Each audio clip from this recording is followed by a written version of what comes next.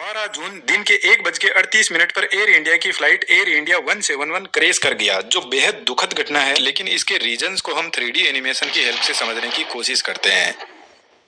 यह एयरप्लेन अहमदाबाद से 242 पैसेंजर को लेकर 1:36 पर लंदन गेटवे की तरफ उड़ान भरता है। करीब 2 मिनट तक एयरप्लेन रनवे पर अपनी स्पीड को बढ़ाता है। जब एयरप्लेन 300 किलोमीटर पर आवर की स्पीड तक पहुंच जाता है तो प्लेन रनवे से टेक ऑफ करता है। अभी प्लेन ने जस्ट टेक ऑफ किया है और सिर्फ 191 मीटर की हाइट पर पहुंचा है, लेकिन प्लेन का पायलट मेडे कॉल करता है एयर ट्रैफिक कंट्रोल के पास में और इमरजेंसी के बारे में बताते हैं कि प्लेन लिफ्ट नहीं कर रहा है। इसके बाद में कनेक्शन लूज हो जाता है और एयरप्लेन धीरे धीरे नीचे आने लगता है और एक हॉस्टल के बिल्डिंग से जाकर टकराता है और जबरदस्त ब्लास्ट होता है।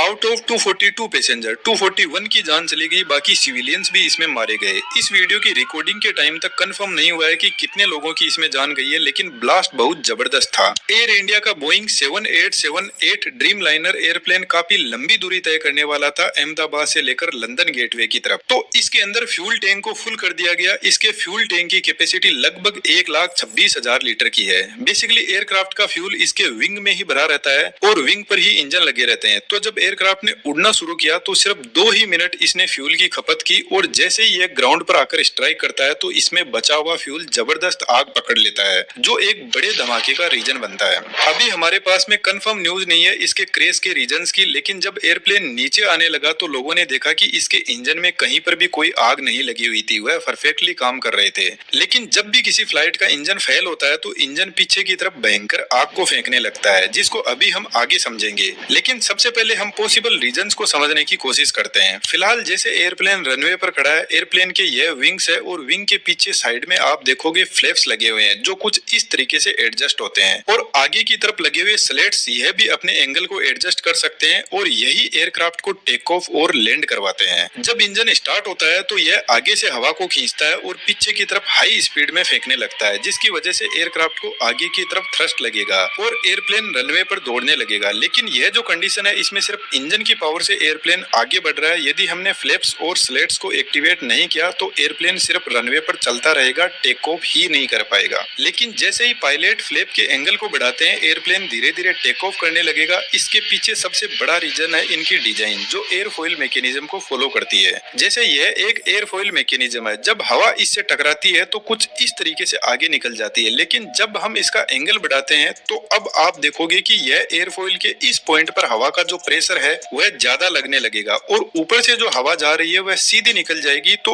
इस पॉइंट पर एयर का जो प्रेशर है वह लो हो जाएगा और हमें अच्छे से पता है चीजें हमेशा हाई प्रेशर से लो प्रेशर की तरफ बढ़ती है। तो